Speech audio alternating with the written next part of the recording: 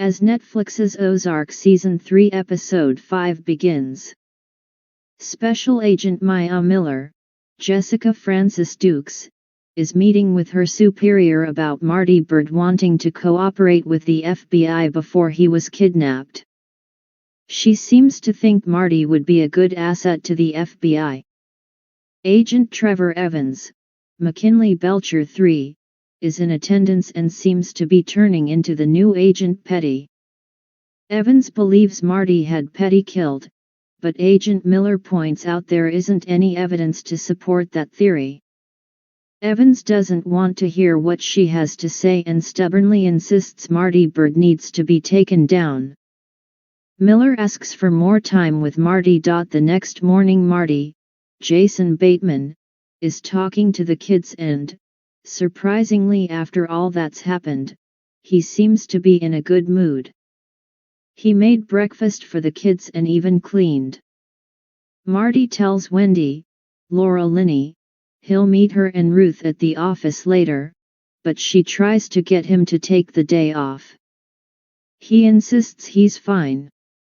After leaving, the kids ask Wendy if he's really okay. She assures them he's fine. Ruth, Julia Garner, wakes up to a text from Marty letting her know he's back and asking her to meet him at the office later. As she's locking up her trailer, Ben, Tom Pelfrey, shows up.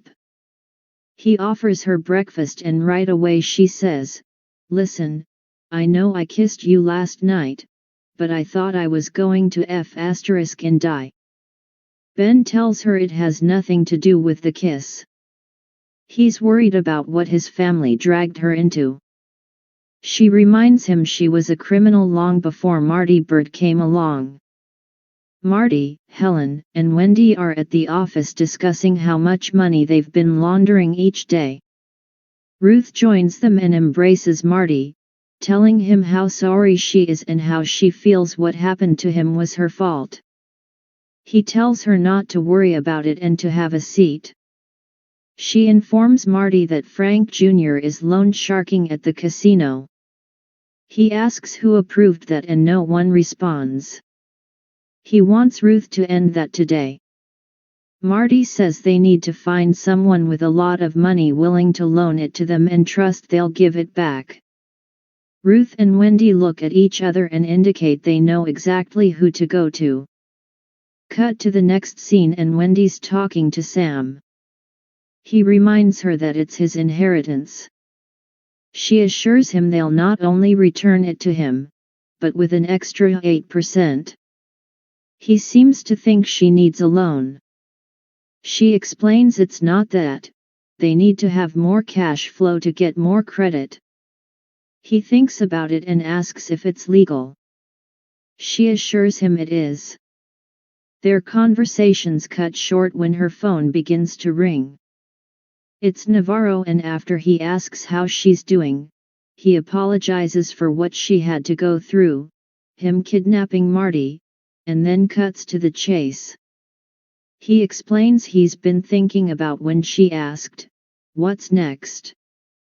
By the look on Wendy's face, she now regrets getting swept away in the power of the cartel and asking such a question.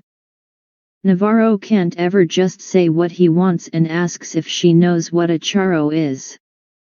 After she replies, "A cowboy," he corrects her and says a Mexican cowboy. He tells her his grandfather was one and owned a ranch in America. He would like to do the same and has one in his sights. Navarro needs her to close the deal. After agreeing she will, Navarro hears something different in her voice and asks what's wrong. She says nothing but then wants to know why he let Marty come back. Navarro asks Wendy if maybe she didn't want her husband to come back.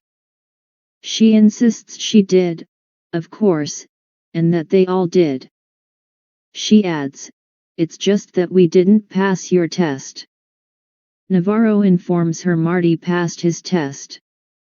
"I didn't know him, now I do, and you're very lucky because he's just like me." Wendy wants to know how and Navarro simply says, he wants to win. Marty goes to see Sue the therapist and warns her he wants to hire someone at the casino. He knows Wendy won't be on his side about this and he's really going to need Sue's help. She assures Marty she's always willing to help get Wendy on his side, but Marty doesn't buy it. His snarky remarks to the poor older lady always seem to be funny, and this time's no different. Well, do you, Sue? You know, I'm not giving out participation medals. From now on, if you want your bonus, you're gonna have to earn it, says Marty. Frank Jr., Joseph Sikora, pulls up, and as soon as he gets out of the car, Ruth's there warning him he needs to stop his loan sharking. He thinks they can coexist, but she lets him know they can't, and this is coming from Marty himself. She tells him he can take it up with his daddy,